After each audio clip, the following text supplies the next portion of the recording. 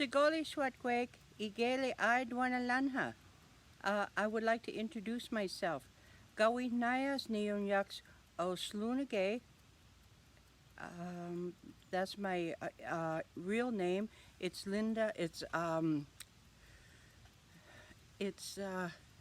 It means I have good words. I spread good words. Linda Nockidenah Neonyaks Oslunage, that's my English name, is Linda Nockidenah. Emma King Dockstader Yundudgetsque Aksotka, that was my grandma and she's gone now. Wagwaho Niwagitiloda, I'm from the Wolf Clan. Onioteaga Ni Wagadun Hunjot, I'm from the Oneida Nation. Delako Watne Dwagnugly, I live close, I'm from like around Duck Creek. I would like to talk about my journey. My journey starts like my dad was Mexican, my mom was Oneida, and our traditional ways is that we follow the mother's way. So I've been learning as much as I can about the Oneida Nation, and on my journey I've had to use some of my medicines, and I try really hard to practice that way of life. So from my family of origin, I am from a big family. I got 8 sisters and 2 brothers, and I'm right in the middle there. We were migrant workers, so I knew we were Oneida, and my mom always told us we were Oneida. We came back here to Oneida, Wisconsin, about 10 miles west of Green Bay, to the reservation here. My mom brought us back here a couple of times, a few summers in a row, you know. And so we knew some of my aunties, some of my cousins, but we weren't raised here. We were all over the place. I think my mom did some cotton picking, and they did cherry picking, potatoes. So we did a lot. Whatever field we were in is what we ate. If we were in an onion field, we had a lot of onion soup and a lot of onion stuff, you know. Anyways, but we survived it. We ended up in Trever, Wisconsin, and on my 12th birthday, the house burnt down, and so we ended up moving to Kenosha. Someplace along the line, my sister, she was encouraging me to go to school. When I was 23, I enrolled in college. That was a tough one, especially not going to school all during high school. But and I remember at that time thinking either I go on welfare or I go to school. That was my only options. Nobody said you should go to school. Nobody said anything like that because we were migrant workers. You're supposed to work out in the field, you know. So, but I wanted more than that. I wanted more than that because I just knew that wasn't the way that I wanted to live. That way. And when I was drinking, I remember also looking out the window and thinking, there's got to be more to life than this. I don't think everybody drinks this much, you know, but I didn't know anybody else that didn't, you know. My mom, everybody, Saturday night, we were all down in the bar, you know, so that's how it was easy for me to get pregnant so early, you know. And I was looking for a family. That's what I wanted. I wanted a companion, and I wanted 12 babies, and that's all I wanted. I didn't have no goals to do anything else except that. And throughout my journey trying to find a companion that would fit that description, I didn't marry my son's dad, but I got a chance to live out on a Navajo reservation, and I got a chance to, I was out herding sheep one day, and I went straight to the Creator. I says, Creator, you know how they always tell you, um, go to school, you get a lot of money. Well, I went to school and I had graduated that year. It was 1984, and there I was herding sheep. I said, now what's wrong with this picture, Creator? I did what I was supposed to do, but I was herding sheep. That was funny. That was a no. We lived in a hogan and no electricity, no running water. Your neighbors were about 5 miles away. This is out by Tuba City in Arizona. So I got a chance to spend about a year out there and live with the Navajos and see their their traditional ways, you know, because nobody spoke English. They all spoke Navajo, and um, they really didn't let me in on what was going on. But you know, I was kind of like an outsider, you know. So there was different things that happened. Um, um, when I went through college, I got to run cross country, and I became the most valuable athlete at 31. I wish I would have knew better and started earlier, you know. But I was the most valuable athlete award. I got that, and then I played tennis, which I was not a very good tennis player, but I got on the team though. So along my journey, I've got a chance to travel a lot. I I went to Niagara Falls, and that was so powerful. Seeing the water like that, it just made me feel like I was just a little grain of salt in this whole thing, you know. I got a chance to climb a butte in South Dakota. That's kind of like a mountain that goes up like that and has a round top. I climbed up like this here, and I got to the top, and it was a real spiritual feeling for me. I was so overwhelmed with seeing the Badlands. You could see the Badlands. You could see so far. I was so amazed that I talked to the Creator, and as the Creator, I'm here in South Dakota, and these people want me to stay and raise 3 little boys. If this is the way I'm supposed to go, then you make it that way. You know, show me. Just give me a sign or something, you know. So, when I got done praying, I walked around the butte, you know, and it wasn't very big. And I said, now how am I going to get down? I would look over and I couldn't see how to get down that mountain there or that butte, you know. So I was telling the fella that helped, that went up there with me, I said, you know, I don't think I can do this. They're just going to have to send a helicopter. You better call 911. He says, they don't do that out here. So he said, I tell you what, I will um, I will go down first, and I'll put your feet in the places to go down. And I got down there. I got down okay, and I went over to the car, and we start up the car and started getting ready to take off. And something was funny about the car.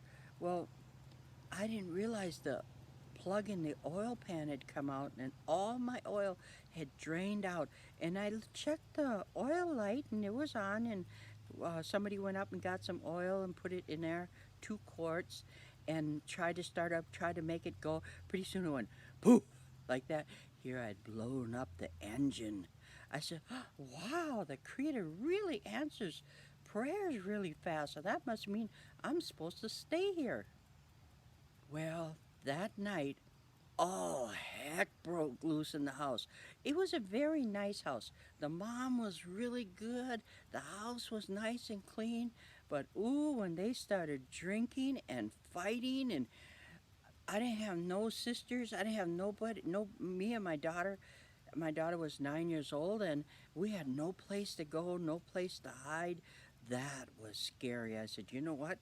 I don't need to be here. This is not the place for me to be. So um, I rounded up as much money as I could, and they took us down to White Clay. That's just on the kind of like the border there.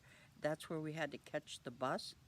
They dropped us there at 3 o'clock in the morning, and the bus station, that's all it was a, a bench outside. So there we were at 3 o'clock in the morning. White Clay is where Wounded Knee, they had that one Indian guy got dragged around out there at Wounded Knee, and that caused a big fight, and there we were, me and my daughter, at 3 o'clock in the morning sitting out there. I was scared. But we made it back. We made it back up to Wisconsin. And during the time that I was here in Wisconsin, um, I went through a lot of stuff. I went through alcohol abuse and drug abuse and the suicide. And um, I went through Native American church. This was way back, a while back. And I went to Native American church and I ate peyote for 5 years. During that time, I ate that peyote. It's very strong, very bitter. It's like it's grounded up and you eat it like that and it gets all over in your teeth, and then they give you some peyote tea to wash it down, and um, very, very strong, very powerful. Uh, the way I ended up in that one was I was in my recovery. I was going to school, and we went down to Stockton, California to go to a sweat lodge. And I was at that sweat lodge, and I kept hearing this drumming from a building, a Hogan. It was a Hogan, and it was like, a little bit of ways, but I could hear that. And I said, "What's going on over there?" And I really didn't have the guts to go over and knock at the door and find out what was going on. So I asked this one guy, and he says, "Nope, can't be responsible for you. Can't take you over there." So what? I'm becoming very curious at this. Next Friday, I asked this other lady, and she, "Oh no, I can't take you over there. No, no, no." Says, I'm getting awfully curious about this. I hear that drumming going on over there, and ooh, I want to go over there so bad. So the next Friday, I talked to Chili Willie.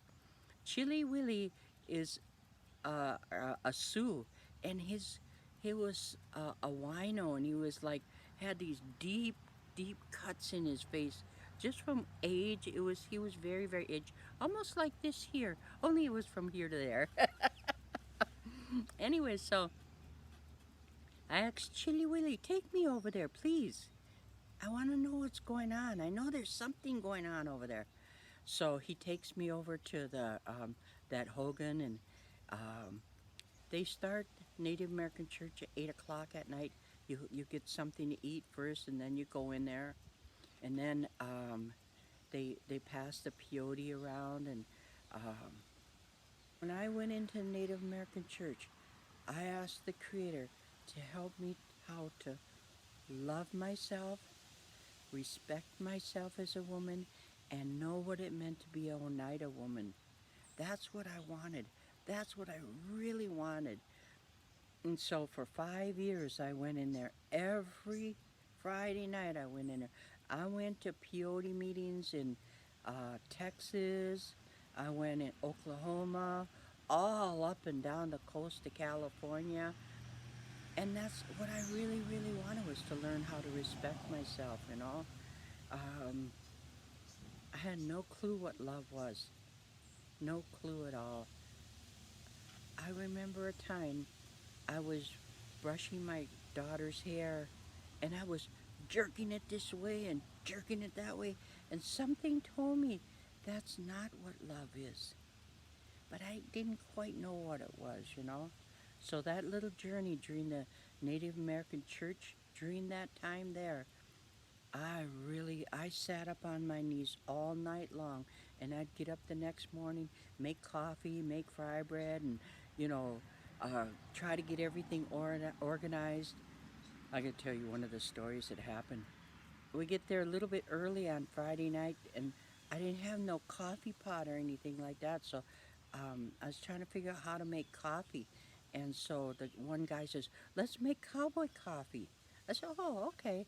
I said, "How do you make?" Only thing I could think of is how you put a filter. You put coffee in a filter. And so the guy says, "Ah, I got a sock in my van, a very good sock." And so we grabbed the sock, put the coffee grounds inside the sock, tied it up, and threw it in this big, big canning kettle, you know, and we got it boiling. This is cowboy coffee, real serious, right?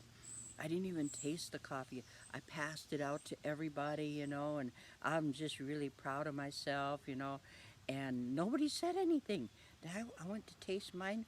Oh, the bleach had boiled out of the sock.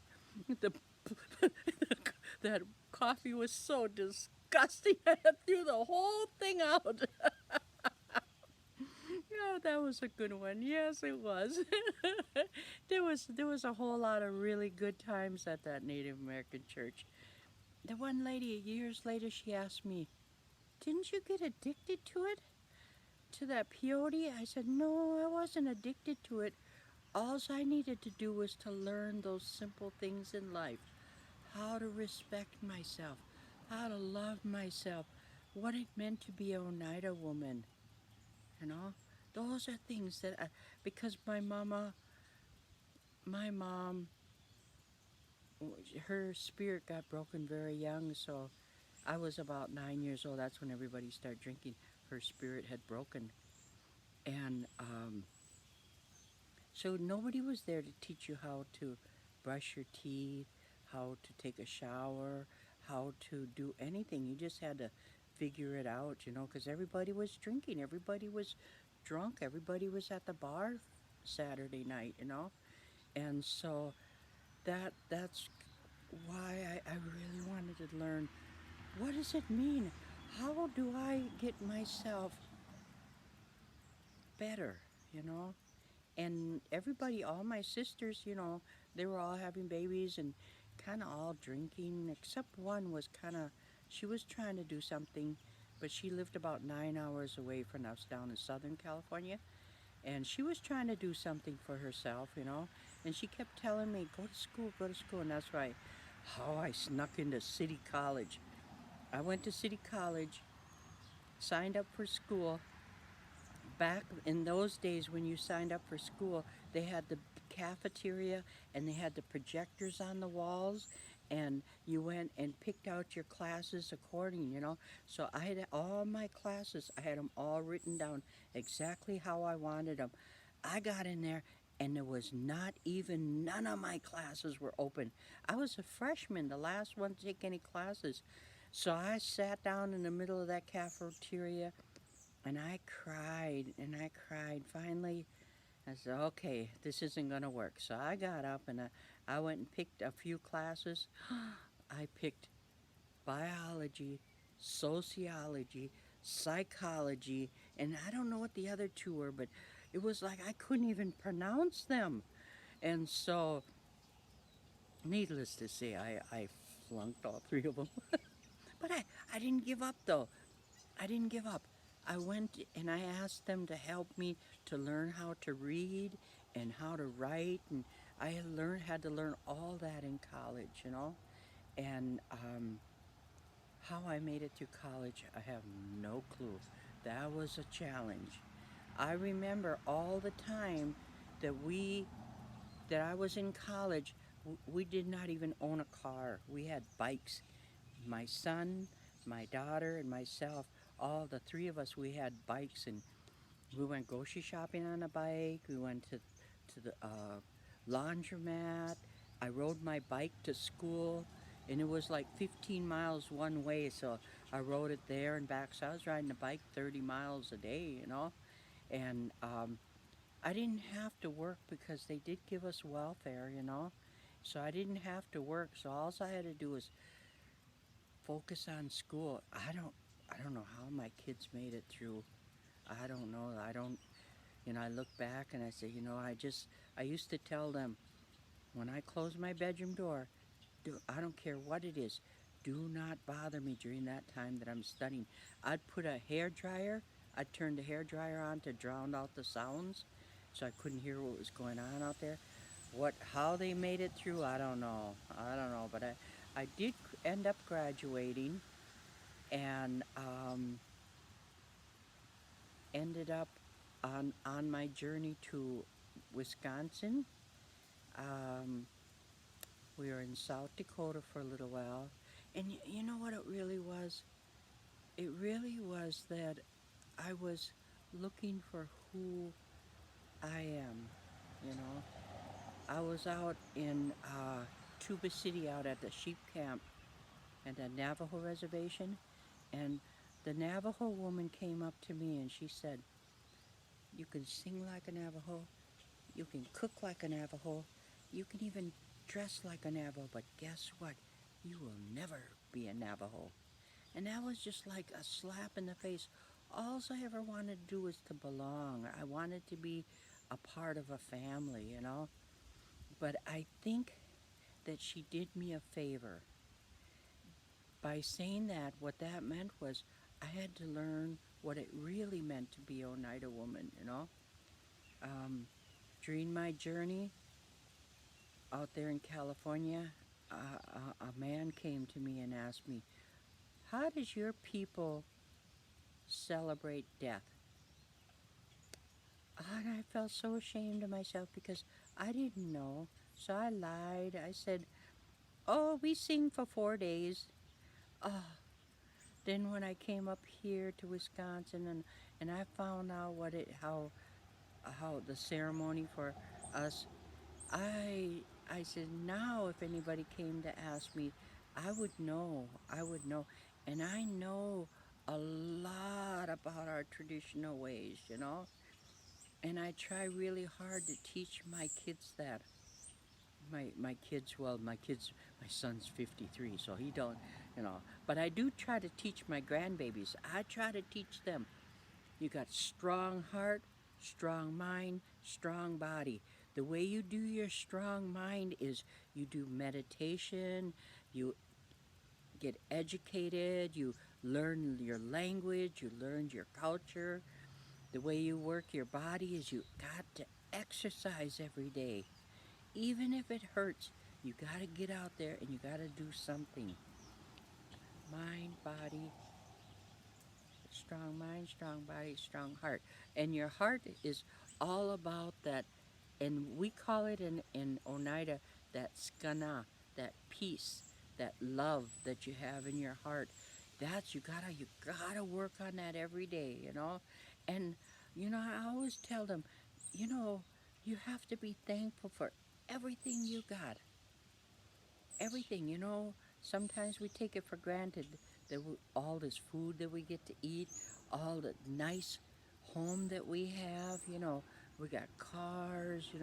All those things. You gotta be really thankful for those. I was telling them right now, especially right now, you don't know how things are going to be in the future.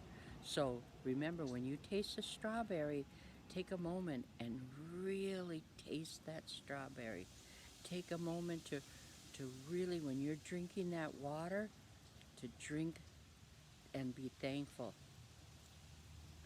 I I wanna sing a song right now, and it's dedicated to that water. And this song here is our traditional song, and it means, um, "We love you, oh precious water." I can't really keep a beat with a rattle or drum or anything like that, so I'm just gonna sing the best I can, and I really hope you enjoy this, okay? Yung guanalunkwa honega, yung guanalunkwa honega, ka naganolu, ka naganolu, ka novia he, yo ho he, yo ho he, ka naganolu, ka naganolu, ka novia he. Yo ha yo ho way ah hey. Yo ha yo ho way ah hey. Ga na ga no lu. Ga na ga no lu. Ga no via hey yo ho. That's my rendition of the water song. And whenever we go to water ceremonies, I really try hard to sing that one there, you know. As I was singing, I thought about in my journey, I was 13 years old having a baby. Nobody even told me what it meant, or I didn't understand what was going on with my body, and so I remember it was 9:30 in the morning, and my oldest sister, I don't know where everybody was, they were all gone. My oldest sister called me up and she said, "Hey, how you doing?" I said, I'm okay. It's just that it seems like every now and then I get this little sharp pain in my tummy, and if I bend over, the pain goes away." She says, "You're in labor. Call a taxi." So I called a taxi, and I have no clue who paid for the taxi. 13 years old. I went to the hospital and I laid there all day long till about 2:30 in the morning, and they came in and they didn't really say what was going on. They just shaved my belly and I got a cesarean. My son was kind of big. He was 10 pounds. He was a big boy. Yeah, yeah. So then when I had the next two, they just cut my tummy open. They didn't even wait for me to have uh, pains or nothing. They just said, "Okay, well, this is when it's due," and you know. And then nobody really told me about breastfeeding or how, oh my God, it's so important for you to breastfeed your baby. You make a serious connection there with that child. So I think I really miss raising children because I was kind of like a baby myself. Yeah, so I gave the I gave up one child because I really couldn't raise them. My sisters weren't helping me, and I really feel bad about that one. But oh, maybe like 25 years later, she caught up with me, and we contacted each other, and she said, "I forgive you for giving me up for adoption, and I want to let you know that I had a very good life." And she ended up to be a nurse, and she's got a little girl, and she lives in Florida, and it's like she said, "Oh, I don't want nothing from you. I just want you to know that I was raised in a very good way. So I said, and then we lost contact, never even seen each other. So I think sometimes that's exactly what was supposed to happen. So some things I was thinking about is on my journey, I my I started going to powwows when I was about 35, and on the powwow journey, I I found a lot of really cool things about myself. I remember one day I was going through Grand Entry, and tears started rolling down my eyes because I thought my mom never got a chance to feel that. And you remember we call it that skana, that peace. I had peace in my head because my skin color was exactly how it's supposed to be. My thickness is. I looked around. I said, "Huh, there's other people that look like me. That was so cool." There was other fluffy people, brown people, light colored, curly hair, straight hair, and I really liked it. I liked that it felt like family. I have always been one to say no alcohol, no drugs, because I knew what it led to. So when I go to powwows, You know, a long time ago it used to be where they did a lot of drinking. They don't do that anymore. I really like that. I really like that everybody's nice to each other, you know? And that's how we're supposed to be. We're supposed to be respectful and kind, and you know, if you can help somebody out, you help them out, you know? You don't kick them when they're down, you help them out, you know? I don't care what nation they're from, you know? So, as I was going through the powwow, on the powwow circuit, you know, um, I was maybe around 44, and my son comes to me and he says, "Mom, why don't you be a jingle dress dancer?" And I said, because I danced traditional for about 10 years and never won. It was, you know, I always felt like I was going to trip or fall, you know. So when I started dance, when um, he said, "You should dance jingle," and I said, "Well, you know, when I lose 60 pounds, I will." Well, you know, needless to say, I never lost the 60 pounds, but it was around Christmas time. My friend came to me and she says, "Hey, I got two jingle dresses, and I will make the applique, all the stuff to go with it, you know, but I need $400." I went to all my sisters. I usually I have some kind of money stashed away. I had nothing. I was totally, totally broke. So I took the two dresses back to my friend. I said, "No, I can't afford it." So I went straight to the creator. I says, "Creator, if you want me to dance jingle, you're going to have to give it to me because I cannot afford it." So, a few months later, another friend of mine comes up to me and she says, "Hey, I heard you want to dance jingle." And I said, "Yeah." And she says, "I have a dress." I said, "How much?" And she said, "Free." I said, "Free?" You know, I was thinking in this kind of like sick head of mine, it must be a ugly jingle dress. Who would give away a pretty jingle dress? That's what I want to know, right? So the next time I run into her, she says, "Oh, you know, maybe we'll have to put a couple of seams down the side so it'll fit." So I said, "Oh, yeah." And I was thinking, I'm going to have to at least dance one song for her, you know? It's probably ugly jingle dress. So one day she comes to my house and she brings a pretty jingle dress. I looked at it. I ran in the bedroom and I prayed. I said, "Creator, please let this dress fit." And it slid over me like it slid like a glove. It and then the ultimate, I was zipping it up, so I had to get it over the sisters, you know. So I was zipping it up. "Creator, please let it fit," and it fit. The only thing was I had to make the length a little bit, but I had to put um, a, a ruffle around the bottom just so it could fit, you know. And so that's how I became a jingle dress dancer.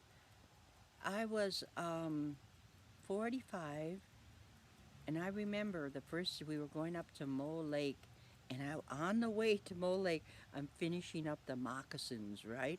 Sewing the sole on, and I get there and I pray to the Creator. I says, "Creator, please let me just make it one time around, please."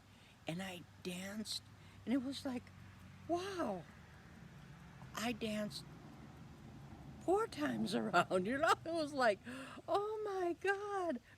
And from that time on, I've, I've been a jingle dress dancer. So right now, I am 68 and a half. I'm the oldest jingle dress dancer on this Oneida reservation. And somehow, it was just right for me, this jingle dress. It was who I am because I believed in that medicine. I've talked to women, some Ojibwe women from up north, and they told me all about the jingle dress. How they told me this story about the medicine man, and he had gone to sleep one night, and his granddaughter was so sick, just about ready to go take her journey to the Creator's land. She was that sick.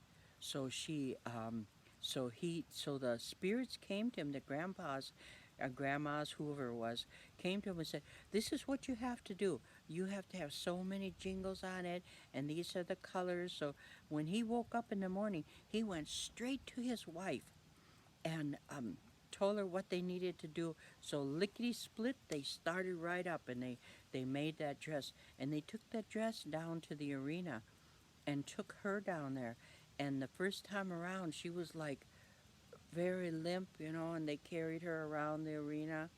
The next time they went around, she started kind of move, moving around a little bit. And then the next time they came, she started kind of like hobbling a little bit. And the fourth time that she went around, she told him, to let her go. And she danced. And that's how that dress is a medicine dress. They say that you are not supposed to be around alcohol and drugs when you're wearing it, and you're supposed to be very respectful to it. I really believe that. I've always really tried really hard to be respectful of that dress. I had my dresses blessed by my friend Teresa and her companion Bob.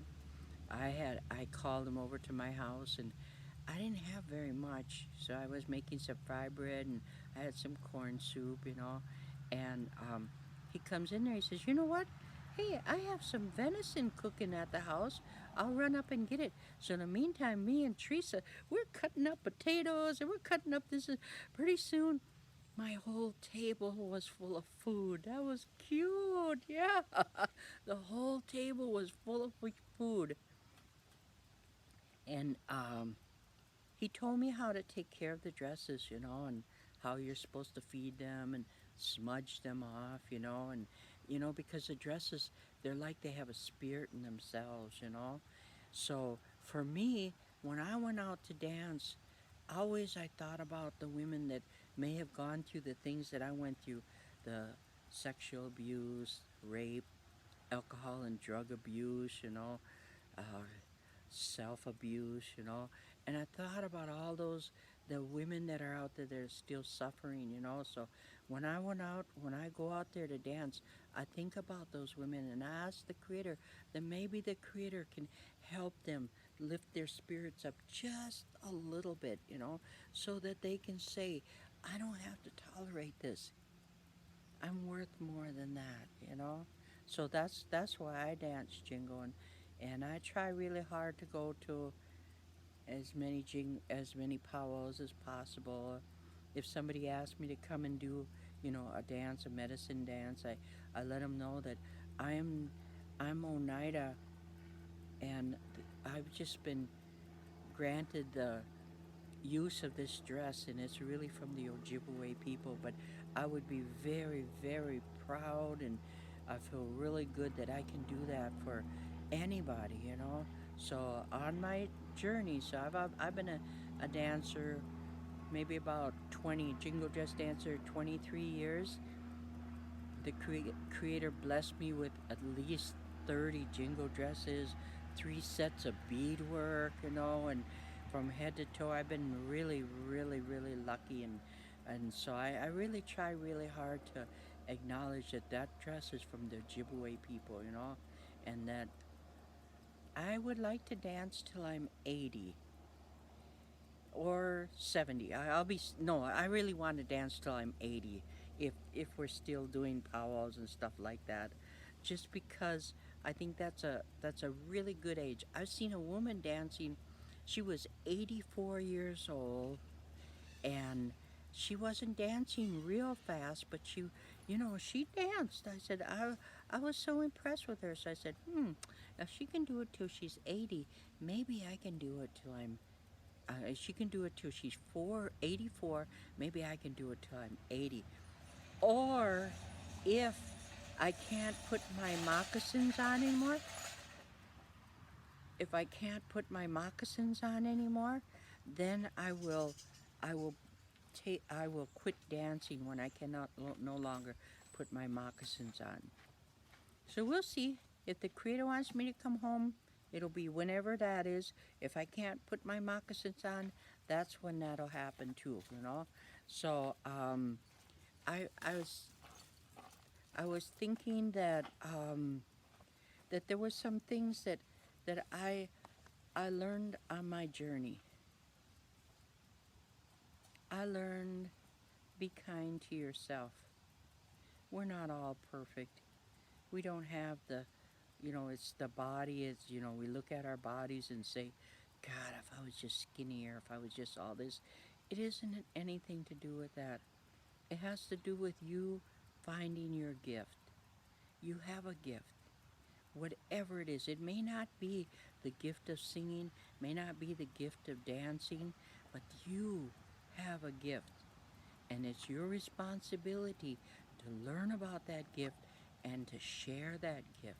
You share that gift and don't be greedy with it. Don't be greedy with somebody told me recently, when I get this better job, I'm not going to share any of my knowledge. I said, but that's what the Creator put you here for. The Creator put you here to learn about your gifts and pass it on. Keep doing it until you can't talk anymore, But be kind to your body, be kind to your mind, be kind to your spirit. Stay away from the alcohol and drugs. And if there's a man that's making you feel bad about yourself, he's not for you. If there's a woman that makes you feel ashamed of your body or makes you feel any kind of ashamed of anything, then they're not for you. There's somebody out there for you. There's somebody there that really wants to share those things with you, share their journey, So I think I've done the best I could with sharing my journey, and I'm really, really, really hopeful that your life is as beautiful as mine is. I have a home here in Oneida, and I sit out here on this swing, and I say every day, I said, thank you, Creator, for the life. Thank you letting me live this long in my life. So, I got a couple of minutes left, so I would like to sing a woman's song. This is our traditional song, and what it is it's about the women giving the back massage to Mother Earth, because everybody likes a back massage, and so that's what I'm going to do, okay? And it's not so much words as it is just kind of like a melody, I guess. Yo ho, hey wahio, yane wahio, hey wahio, hey wa, hey wahio, hey wa, hey wahio, ga novia hey ya. Hey wahio, yane wahio, hey wahio, hey wa, hey wahio, hey wa, hey wahio, ga novia hey ya. Yo ho, yo sununda he kwenuya, yo sununda he kwenuya, hey. Swatwe ku gana kwakne, hawia hene ga novia hea. Yo sanunda he kwenuya. Yo sanunda he kwenuya he. Swatwe ku gana kwakne, hawia hene ga novia hea. Yo ho. So on your journey, try to practice good words. Try to make sure you take care of yourself as the best you can. Be respectful of your elders. Be respectful of those little babies. Be respectful of all those around you. Be respectful of nature. Be thankful. Be thankful of everything you can. And just know that all of us make mistakes. All of us, we are not perfect and not one single way, but we are as good as we are. Okay? You have a good day. Nukiwa. On my journey, there was a couple of things I wanted to add about education. I um, I started at City College in 1978, and I had no clue what I was going to school for at that time. I thought I thought maybe I would start with being a teacher, but then I heard that a lot of teachers were being laid off at that time, so I I was still in school. I did get into City College, and I had a very tough time in there because my writing and my reading was very rough, you know. But so I was gonna go as a teacher, and I heard all the layoffs was gonna happen. So I said, no. So I tried some other fields, you know. I was thinking about being a lawyer, and I did some volunteer work at a law office, and it was the most boringest thing because I'm not a reader. I'm more of a people person, you know. So I tried a couple other things like California Youth Authority. I did volunteer work out there to see if I wanted to be a counselor, you know, and along the journey somewhere, I graduated with a BA in criminal justice in 1984, and right around that time, I had moved back to Wisconsin, and I tried to get a job with the tribe, but I couldn't. I had a rough time, man. I didn't. I started in 1988 as a probation pro agent for the state of Wisconsin. I did that for about 5 years. I didn't like that at all.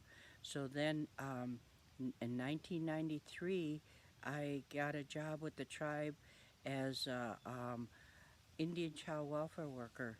But that was really tough taking them babies away from their moms. So I lasted a year there. And then I had a year in Indian child welfare. That was pretty tough. In 1993 was the best year ever. I got hired on at the tribal school right across the street from where I live. When I was at the tribal school, I got to use all the things that happened to me, like teenage pregnancy, suicide, alcohol and drugs, domestic abuse, um, uh, low self esteem. I got to use all that at the tribal school. I got to teach, I was a group facilitator, so I got to teach the kids all that. I got to teach them beadwork. I got to teach them like the Cornhusker story and the morals and values behind that Cornhusker story. I got to teach them about tobacco pouch making.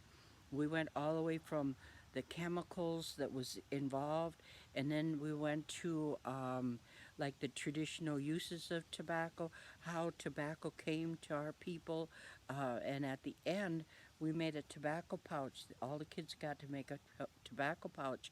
And I told them as they're working on that, think of somebody you want to quit smoking cigarettes.